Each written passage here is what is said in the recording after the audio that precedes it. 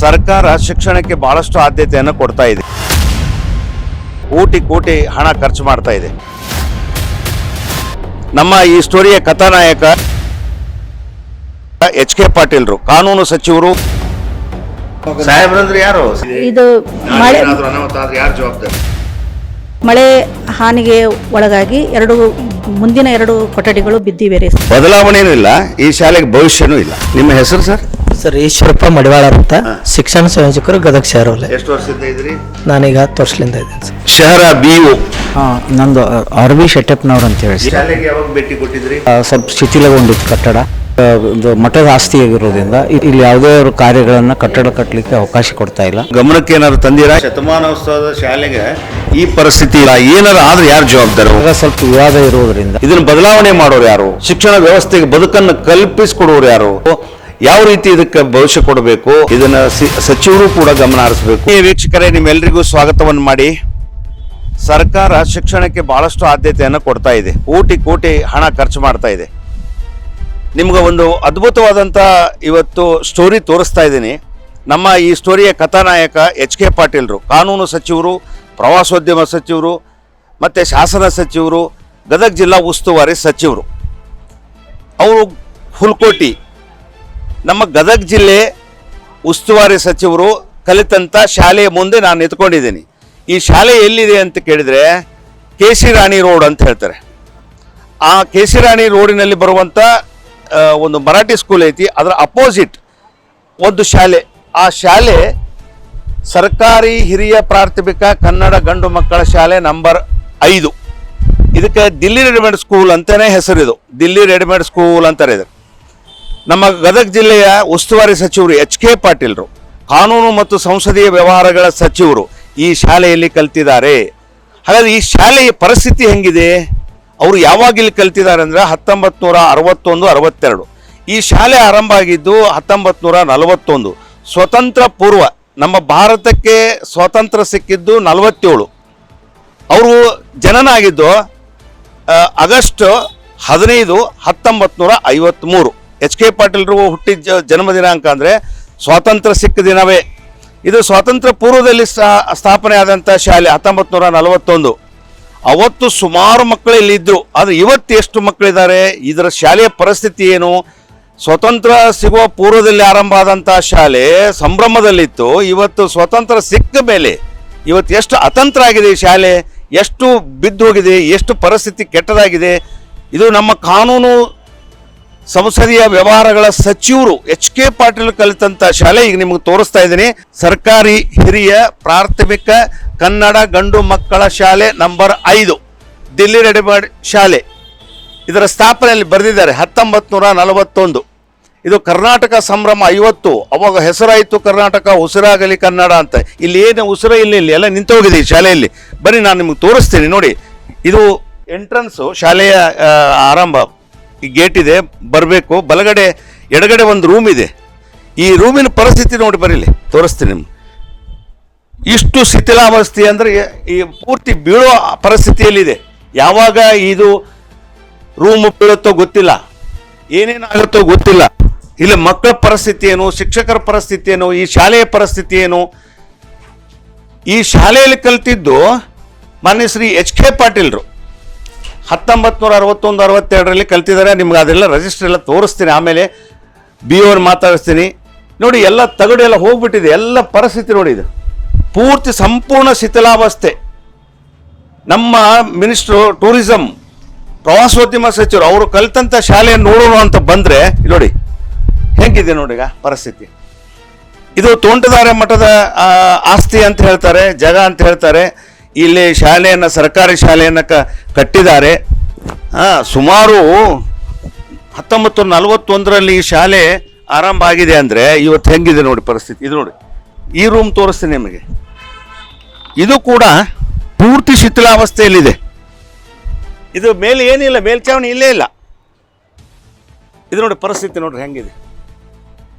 ಇದು ಶಾಲೆಗೆ ಸಂಬಂಧಪಟ್ಟಂಥ ರೂಮ್. ಇದು ಮೇಲ್ಛಾವಣಿ ಇಲ್ಲ, ಇದನ್ನು ಕಟ್ಟಲಿಕ್ಕೆ ಅವಕಾಶ ಇಲ್ಲ, ತಕರಾರಲ್ಲಿದೆ. ತೋಂಟದಾರ್ಯ ಮಠದ ಆಸ್ತಿ ಅಂತ ಹೇಳ್ತಾರೆ. ಪರಿಸ್ಥಿತಿ ಇವತ್ತು ಹಿಂಗಿದೆ ನೋಡಿ. ಕೇವಲ 13 ಹುಡುಗರು ಇದ್ದಾರೆ. ಇದು ನಾನು ಒಳಗೆ ಹೋಗ್ತಾ ಇದ್ದೀನಿ, ಈ ಶಾಲೆ ನಿಮಗೆ ತೋರಿಸ್ತಾ ಇದ್ದೀವಿ ನೋಡ್ರಿ. ಈ ಪರಿಸ್ಥಿತಿ ಇದೆ ಇದು. ಸುಮಾರು 200-300 ಹುಡುಗರು ಇರುವಂಥ ಶಾಲೆ ಇವತ್ತು ಕೇವಲ 10-12 ಹುಡುಗರು. ಇದು ನೋಡಿ, ಇದೆಲ್ಲ ವ್ಯವಸ್ಥೆ ಹಿಂಗಿದೆ. ಇಲ್ಲೊಂದು ಬೋರ್ಡ್ ಇದೆ ನೋಡಿ, ಬದಲಾವಣೆಯ ಶಿಕ್ಷಣ ಭವಿಷ್ಯದ ನಿರ್ಮಾಣ. ಬದಲಾವಣೆಯೂ ಇಲ್ಲ, ಈ ಶಾಲೆಗೆ ಭವಿಷ್ಯನೂ ಇಲ್ಲ. ಸೊ ಇಂಥದ್ದು. ಮತ್ತು ಇದರ ಭವಿಷ್ಯವನ್ನು ಬದಲಾವಣೆ ಮಾಡೋರು ಯಾರು? ಸರ್ಕಾರದ ಕಾನೂನು ಸಚಿವರು ಯಾರು? ಎಚ್ ಕೆ ಪಾಟೀಲ್ ಕಲಿತ ಶಾಲೆ ಇದು. ಇಲ್ಲಿ ಇಂಥ ಬೋರ್ಡ್ ಇದೆ, ಅದು ಏನು ಬದಲಾವಣೆ ಆಗಿದೆ, ಎಂಥ ಭವಿಷ್ಯ ನಿರ್ಮಾಣ ಮಾಡ್ತಾರೆ ನೋಡಿ. ಇಲ್ಲಿ ಮಕ್ಕಳ ಪರಿಸ್ಥಿತಿ ನೋಡಿ, ಎಷ್ಟು ಜನ ಇದ್ದಾರೆ ಮಕ್ಕಳು? 13 ಜನ ಇದ್ದಾರೆ. ಕೇವಲ 13 ಜನ ಮಕ್ಕಳಿದ್ದಾರೆ. ಹೌದಾ? ಮಕ್ಕಳು ಪಾಪ ಊಟ ಮಾಡ್ತಾ ಇದ್ದಾರೆ. ಇಲ್ಲೆಲ್ಲ ಎಲ್ಲವನ್ನು ಬರೆದಿದ್ದಾರೆ. ಹಾರ್ಟ್ ಆಫ್ ದ ಸಿಟಿಯಲ್ಲಿ ಈ ಶಾಲೆ ಇದೆ. ಆದರೆ ಪರಿಸ್ಥಿತಿ ಏನು ಅಂತ ಕೇಳಿದರೆ, ಈ ಶಾಲೆಗೆ ಭವಿಷ್ಯ ಇಲ್ಲ, ಉತ್ತಮವಾದಂಥ ಕಟ್ಟಡ ಇಲ್ಲ.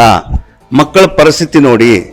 ಈ ವ್ಯವಸ್ಥೆಯನ್ನು ನೋಡಿದಾಗ ಏನು ಅನಿಸುತ್ತೆ? ಇದು ಕಾನೂನು ಸಚಿವರು ಕಲಿತಂಥ ಶಾಲೆ ಇದು. ಏನೇ ತಕರಾರಿದ್ರೂ ಕೂತ್ಕೊಂಡು ಬಗೆಹರಿಸಿ ವ್ಯವಸ್ಥೆಯನ್ನು ಮಾಡಬಹುದಿತ್ತು. ಇಲ್ಲಿ ಅವರು ಸರ್ ಇದ್ದಾರೆ. ಇಲ್ಲೊಂದು ರೂಮ್ ಇದೆ, ಇಲ್ಲಿ ಒಳಗಡೆ. ಇದೇನ್ರಿದು?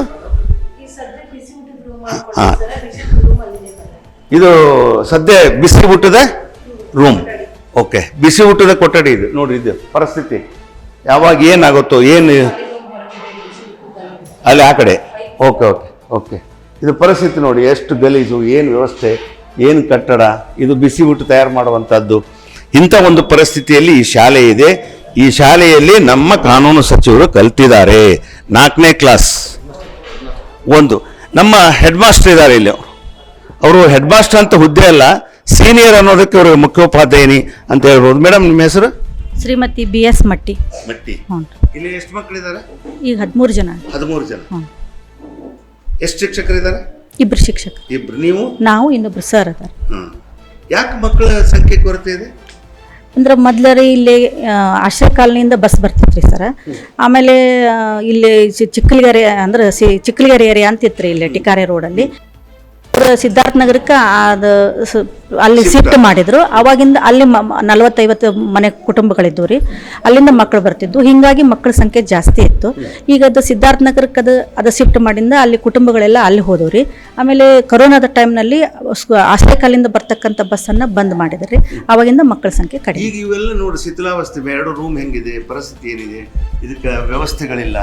ಏನು ಇದಕ್ಕೇನಾದ್ರು ನೀವು ನಿಮ್ಮ ಮೇಲಾಧಿಕಾರಿಗಳಿಗೆ ತಿಳಿಸಿದ್ದೀರಾ? ಹಿಂಗಾಗಿದೆ, ಇದು ಅನಾಹುತ ಆದ್ರೆ ಯಾರು ಜವಾಬ್ದಾರಿ? ಮಳೆ ಹಾನಿಗೆ ಒಳಗಾಗಿ ಮುಂದಿನ 2 ಕೊಠಡಿಗಳು ಬಿದ್ದಿವೆ ರೀ ಸರ್. ಅದನ್ನ ನಾನು ಅಧಿಕಾರಿಗಳಿಗೆ ಸಾಹೇಬರಿಗೆ ಮನವಿ ಕೊಟ್ಟೇನ್ರಿ. ಬಿದ್ದಾವು ಅಂತ ಹೇಳಿಕೊಟ್ಟೇನ್ರಿ. ನಿರ್ಮಾಣ ಮಾಡಕ್ಕೆ ಏನಾದ್ರು ತಕರಾರು ಇದೆನಾ? ಇವು ಮಠದ ಜಾಗ ರೀ, ಅದ್ರ ಸಂಬಂಧ ಅದು ಸ್ವಲ್ಪ ಹೆಲ್ಡಪ್ ಆಗೈತೆ. ಓಕೆ ಓಕೆ, ಅವ್ರು ತಕರಾರು ತೆಗೆದಿದ್ದಾರೆ. ಹ್ಞೂ ರೀ. Okay okay. ನೀವು ಎಷ್ಟು ವರ್ಷ ಆಯ್ತು ಇಲ್ಲಿದ್ದು? ನಾನೀಗ 11ನೇ ವರ್ಷ. 11ನೇ ವರ್ಷ. ಓಕೆ. ಅವಾಗ ಫಸ್ಟ್ ಬಂದಾಗ ಎಷ್ಟು ಹುಡುಗರು ಇದ್ರು? ಇಲ್ಲಿ ಫಸ್ಟ್ ಬಂದಾಗ 150 ಇದ್ರು. ಈಗ 13 ಮಕ್ಕಳು. ಪರಿಸ್ಥಿತಿ ಹೆಂಗಿದೆ ನೋಡಿ. ಇದು ಇಲ್ಲಿ ಎಚ್ ಕೆ ಪಾಟೀಲ್ ಕಲ್ತಿದ್ದಲ್ಲ ಇದು? ಹೌದು. ಯಾವಾಗ ಕಲ್ತಾರೆ? ಇದು 1953ನೇ ಇಸ್ವಿನಲ್ಲಿ. ಇದು ಸಾರಿ ಕಲ್ತಿದ್ದು 1961-62ರಲ್ಲಿ 4ನೇ ವರ್ಗ ಓದಿದ್ದಾರೆ. Okay okay okay. ಈಗ ಸರ್ ಮಾತಾಡ್ಸೋಣ. ಇದರ ರಿಜಿಸ್ಟರ್ ಮಾಡಿದ್ದು ಅದೆಲ್ಲ ಮಡಿವಾಳ್ ಸರ್ ಇದ್ದಾರೆ, ಅವ್ರನ್ನ ಮಾತಾಡ್ಸೋಣ ಈಗ. ಸರ್, ಇದು ನಿಮ್ಮ ಹೆಸರು ಸರ್? ಸರ್ ಈಶ್ವರಪ್ಪ ಮಡಿವಾಳರ್ ಅಂತ, ಶಿಕ್ಷಣ ಸಂಯೋಜಕರು, ಗದಗ ಶಹರವಲ್ಲ. ಎಷ್ಟು ವರ್ಷದಿಂದ ಇದ್ರಿ? ನಾನೀಗ 10 ವರ್ಷದಿಂದ ಇದ್ದೀನಿ. 592 ಹನುಮಂತಗೌಡ ಕೃಷ್ಣಗೌಡ ಪಾಟೀಲ್ ಅಂತ. ಏನೇನೈತಿ ಇದು? ಇದು ಜಾತಿ ಐತಿ ಸರ್, ಹಿಂದೂ ರೆಡ್ಡಿ ಅಂತ ಐತಿ ಸರ್. ಇದೇನು? ಜನ್ಮಸ್ಥಳ ಅನ್ನಿಗೇರಿ, ತಾಲೂಕು ನವಲ್ಗುಂದ ಐತಿ ಸರ್. ಅವ್ರ ಜನ್ಮ ದಿನಾಂಕ ಐತಿ ಸರ್. 15/8/1953 ಐತಿ ಸರ್. ಅವ್ರು ಈ ಶಾಲೆಗಿಂದ ಎಲ್ಲಿದ್ದ ಬಂದಾರ ಅನ್ನೋದು ಐತಿ ಸರ್. CMUG ಶಾಲೆ ಅಂತ ಐತಿ ಸರ್ ಅದು. ಆಮೇಲೆ ಇಲ್ಲ 4ನೇ ತಕ್ರೆ ಬಂದ್ರಿ ಸರ್ ಅವ್ರು. 4ನೇ ತಕ್ ಬಂದಿದ್ದು 1961-62 ಬಂದ್ರಿ ಸರ್. ಒಳ್ಳೆ ನೆಕ್ಸ್ಟ್ 1962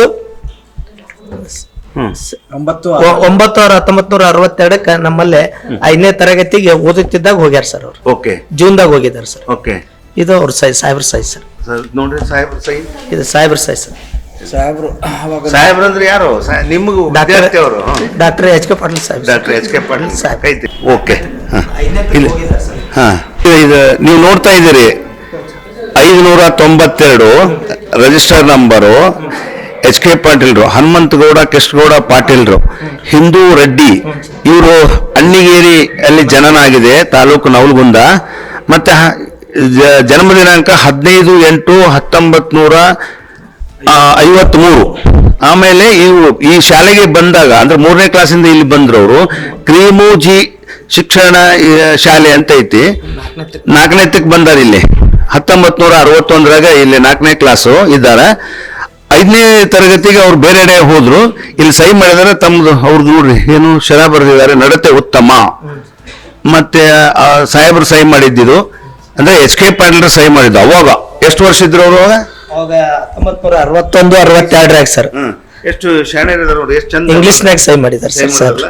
ಈಗ ಮಾಡ್ತಾರೆ ಅಂತ ಶಹರ BO ಇದ್ದಾರೆ. ಸರ್ ನಿಮ್ಮ ಹೆಸರು? ನಂದು RB ಶೆಟ್ಟಪ್ಪನವ್ರು ಅಂತ ಹೇಳಿ ಸರ್. ಏನ್ ಮಾಡ್ತೀರಿ ನೀವು? ಸರ್ ನಾನು ಕ್ಷೇತ್ರ ಶಿಕ್ಷಣಾಧಿಕಾರಿ ಅಂತ 1 ವರ್ಷದಿಂದ ಇಲ್ಲಿ ಬಂದು ಜಾಯ್ನ್ ಆಗಿ BU ಅಂತ ವರ್ಕ್ ಮಾಡ್ತಾರೆ.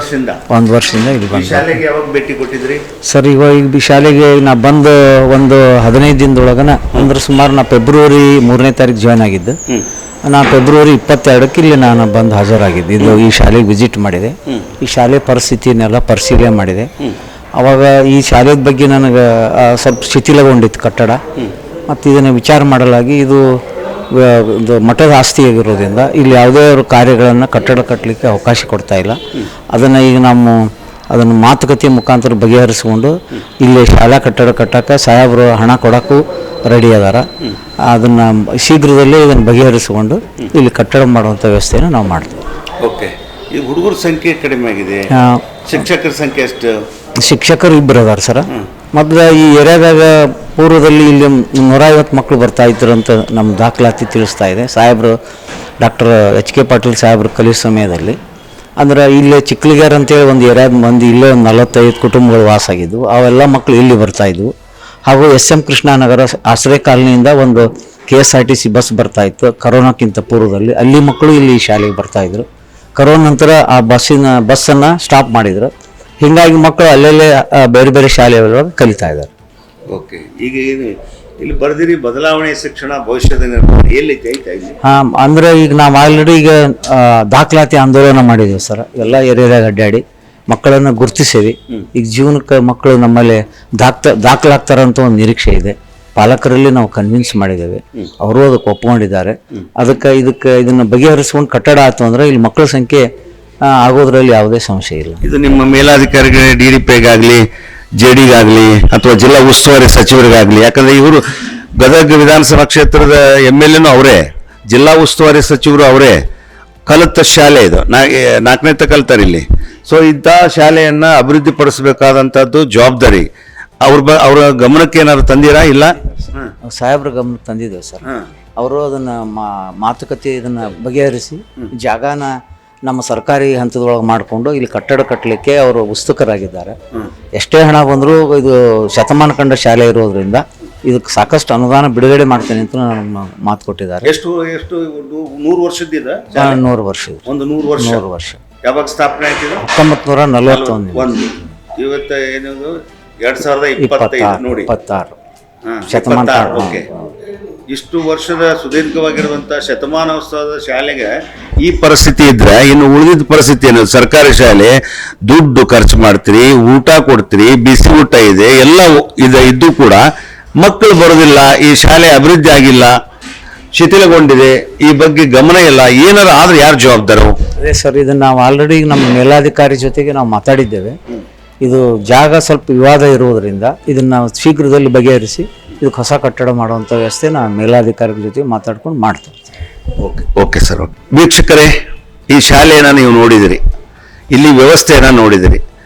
ಆಮೇಲೆ ಎಚ್ ಕೆ ಪಾಟೀಲ್ರು ಗದಗ ಜಿಲ್ಲೆಯ ಉಸ್ತುವಾರಿ ಸಚಿವರು, ಲಾ ಮಿನಿಸ್ಟರ್ ಅಂದರೆ ಕಾನೂನು ಮತ್ತು ಸಂಸದೀಯ ವ್ಯವಹಾರಗಳ ಸಚಿವರು, ಪ್ರವಾಸೋದ್ಯಮ ಸಚಿವರು, ಶಾಸನ ಸಚಿವರು, ಪ್ರಭಾವಿ ನಾಯಕರು, ರಾಜ್ಯ ರಾಷ್ಟ್ರ ಮಟ್ಟದ ಮುತ್ಸದ್ದಿ ರಾಜಕಾರಣಿಗಳು ಅವರು 1961ರಲ್ಲಿ ಈ ಶಾಲೆಯಲ್ಲಿ ಕಲಿತಿದ್ದಾರೆ. 4ನೇ ಕ್ಲಾಸು 1 ವರ್ಷ. ಅವ್ರ ಸಹಿ ನೋಡಿದ್ರಿ, ಅವ್ರ ಎಂಟ್ರಿ ನೋಡಿದ್ರಿ, ಅವ್ರ ಹೆಸರು, ಜಾತಿ, ಹುಟ್ಟಿದ ಊರು, ಹುಟ್ಟಿದ ಸ್ಥಳ ಎಲ್ಲ ತೋರಿಸಿದೀವಿ ನಿಮಗೆ. ಸೊ ಇಷ್ಟೆಲ್ಲ ಇದ್ರೂ ಕೂಡ ಈ ಶಾಲೆಯನ್ನು ಇಲ್ಲಿ ಕಲ್ತಿದ್ದಾರೆ. ಆದರೆ ಈ ಶಾಲೆ ಶತಮಾನೋತ್ಸವ ಕಂಡಿದೆ. 100 ವರ್ಷ, 1941ರಲ್ಲಿ ನಿರ್ಮಾಣ ಆದಂಥ ಶಾಲೆ ಇದು, ಸ್ಥಾಪನೆ ಆದಂಥ ಶಾಲೆ ಇದು. ಈ ಶಾಲೆಯ ಪರಿಸ್ಥಿತಿ ಇವತ್ತು ನೋಡಿಬಿಟ್ರೆ ಹಾರ್ಟ್ ಆಫ್ ದ ಸಿಟಿ ಇದು. ಹಾರ್ಟ್ ಆಫ್ ದ ಸಿಟಿ ಇದು. ಇಂಥ ಒಂದು ಇಲ್ಲಿ ಕೆ ಸಿ ರಾಣಿ ರೋಡ್ ಇದು ಪ್ರಮುಖವಾದಂಥ ಶಾಲೆ. ದಿಲ್ಲಿ ಎಡ್ವರ್ಡ್ ಸ್ಕೂಲ್ ಅಂತಲೇ ಹೆಸರು ಇದು. ಇಂಥ ಒಂದು ಅದ್ಭುತವಾದಂಥ ಶಾಲೆ, ಸ್ವತಂತ್ರ ಪೂರ್ವದಲ್ಲಿ ನಿರ್ಮಾಣ ಆದಂಥ ಈ ಶಾಲೆ ಇವತ್ತು ಸ್ವತಂತ್ರ ನಂತರ ಅತಂತ್ರ ಆಗಿದೆ. ಇದಕ್ಕೆ ಕಾರಣ ಏನು? ಯಾವುದೋ ಕುತಂತ್ರ, ಇನ್ಯಾವುದೋ ಮಂತ್ರ, ಇನ್ಯಾವುದೋ ಕಾರಣ. ನಾವು ಇವತ್ತು ಶಿಕ್ಷಣಕ್ಕೆ ನಾವು ಆದ್ಯತೆ ಕೊಡಬೇಕು ಅಂತ ನಾವು ಮಾತಾಡ್ತೀವಿ. ಶಿಕ್ಷಣವೇ ಶಕ್ತಿ ಅಂತೀವಿ, ಶಿಕ್ಷಣವೇ ಭವಿಷ್ಯ ಅಂತೀವಿ. ಇಷ್ಟೆಲ್ಲ ಇದ್ದಾಗ ಕೂಡ ಈ ಶತಮಾನೋತ್ಸವ ಶಾಲೆ ಮಾನ್ಯ ಜಿಲ್ಲಾ ಉಸ್ತುವಾರಿ ಸಚಿವರು ಮತ್ತು ನಮ್ಮ ಕಾನೂನು ಸಚಿವರು ಕಲಿತಂಥ ಶಾಲೆ ಈ ಪರಿಸ್ಥಿತಿ ಇದ್ದರೆ ಇನ್ನು ಉಳಿದ ಶಾಲೆಗಳ ಗತಿ ಏನು? ಅಂದರೆ ಗದಗ ಜಿಲ್ಲೆಯಲ್ಲಿ ಶಿಕ್ಷಣದ ವ್ಯವಸ್ಥೆ ಎತ್ತ ಸಾಗಿದೆ. ಇದನ್ನು ಬದಲಾವಣೆ ಮಾಡೋರು ಯಾರು? ಶಿಕ್ಷಣ ವ್ಯವಸ್ಥೆಗೆ ಬದುಕನ್ನು ಕಲ್ಪಿಸಿಕೊಡೋರು ಯಾರು? ಮಕ್ಕಳ ಭವಿಷ್ಯನ ಕಟ್ಟೋರು ಯಾರು? ಈ ಪ್ರಶ್ನೆ ಇವತ್ತು ಈ ಶಾಲೆ ನೋಡಿದಾಗ ಉದ್ಭವ ಆಗ್ತಾ ಇದೆ. ಯಾಕೆ ಕೇಳಿದರೆ, ಈ ಸರ್ಕಾರಿ ಕನ್ನಡ ಗಂಡು ಮಕ್ಕಳ ಶಾಲೆ ಇದು 1ರಿಂದ 7ನೇ ತರಗತಿವರೆಗಿದೆ. 1ರಿಂದ 7ನೇ ತರಗತಿ 1941ರಿಂದ ಸ್ಥಾಪನೆ ಆದಮೇಲೆ 1ರಿಂದ 7ನೇ ತರಗತಿವರೆಗಿದೆ. ಸುಮಾರು 20 ಶಿಕ್ಷಕರಿರುವಂಥ ಶಾಲೆ, 200 ವಿದ್ಯಾರ್ಥಿಗಳಿದ್ದಂಥ ಶಾಲೆ. ಇವತ್ತು ಕೇವಲ 2 ಶಿಕ್ಷಕರು, 13 ಮಕ್ಕಳು. ಇಂತಹ ಒಂದು ಪರಿಸ್ಥಿತಿ ಈ ಶಾಲೆಯಲ್ಲಿ 4ನೇ ವರ್ಗ ಮಾನ್ಯ ಶ್ರೀ ಸಚಿವ HK ಪಾಟೀಲರು ಕಲಿತಂಥ ಶಾಲೆ ಈ ಪರಿಸ್ಥಿತಿ ಇದೆ ಅಂದ ಮೇಲೆ ಇನ್ನು ಮುಂದಿನ ವ್ಯವಸ್ಥೆ ನೀವು ತಿಳ್ಕೊಳ್ಬೇಕು. ಇದು ಒಂದು ದೊಡ್ಡ ಯಕ್ಷ ಪ್ರಶ್ನೆ. ನಮ್ಮ ಗದಗ ಜಿಲ್ಲೆಯ ಶಿಕ್ಷಣ ವ್ಯವಸ್ಥೆ, ಶಿಕ್ಷಣ ಇಲಾಖೆ, ಶಿಕ್ಷಣ ಬದುಕು, ಮಕ್ಕಳ ಬದುಕು, ಭವಿಷ್ಯ ಇವೆಲ್ಲ ನಾವು ಸೂಕ್ಷ್ಮವಾಗಿ ಅರ್ಥ ಮಾಡ್ಕೊಂಡ್ಬಿಟ್ರೆ ಅಯ್ಯೋ ಅನ್ನುವಂಥ ಪರಿಸ್ಥಿತಿ ಇದೆ. ಸೊ ಈಗಲಾದರೂ ಸಂಬಂಧಪಟ್ಟ ಶಿಕ್ಷಣಾಧಿಕಾರಿ ನೋಡಿ ಅವೆಲ್ಲ ಬೀಳ್ತಾ ಇದ್ದಾವೆ. ನಾಳೆ ಇದು ಕೂಡ ಏನಾಗುತ್ತೋ ಗೊತ್ತಿಲ್ಲ, ಹಂಗಿದೆ. ಇದು ಶಿಕ್ಷಣಕ್ಕೆ ಸರ್ಕಾರಿ ಶಾಲೆ ಇದು. ಇಂಥ ಶಾಲೆಯನ್ನು ಹೇಗೆ ನಿರ್ಮಾಣ ಮಾಡಬೇಕು, ಯಾವ ರೀತಿ ಇದಕ್ಕೆ ಭವಿಷ್ಯ ಕೊಡಬೇಕು, ಇದನ್ನು ಸಚಿವರು ಕೂಡ ಗಮನ ಹರಿಸಬೇಕು, ಸಂಬಂಧಪಟ್ಟ ಶಿಕ್ಷಣ ಇಲಾಖೆ ಅಧಿಕಾರಿಗಳು ಗಮನ ಹರಿಸಬೇಕು. ಮತ್ತು ಈ ಏನು ಈ ಜಮೀನು ಅಥವಾ ಈ ಶಾಲೆ ತಕರಾರಿದೆ, ಈ ಜಾಗ ತಕರಾರಿದೆ, ಎಲ್ಲರೂ ಕೂಡಿ ಒಂದು ನಿರ್ಧಾರಕ್ಕೆ ಬಂದು ಉತ್ತಮವಾದಂಥ ಒಂದು ಶಾಲೆಯನ್ನು ನಿರ್ಮಾಣ ಮಾಡಿದರೆ ಈ ಶತಮಾನೋತ್ಸವ ಶಾಲೆ 100ಕ್ಕೆ 100ರಷ್ಟು ಇದು ಉತ್ತಮವಾದಂಥ ಶಿಕ್ಷಣದ ಭವಿಷ್ಯವನ್ನು ಕಟ್ಟಿಕೊಳ್ಳಲಿಕ್ಕೆ ಸಾಧ್ಯತೆ ಇದೆ. ಮತ್ತೊಂದು ಸ್ಟೋರಿಯೊಂದಿಗೆ ನಿಮ್ಮ ಜೊತೆಗೆ ಇರ್ತೇನೆ. ಆಸ್ಕ್ ನ್ಯೂಸ್ ಇದೆಲ್ಲರಂತಲ್ಲ, ನಿಮ್ಮ ಅನಂತ್. ನಮಸ್ಕಾರ.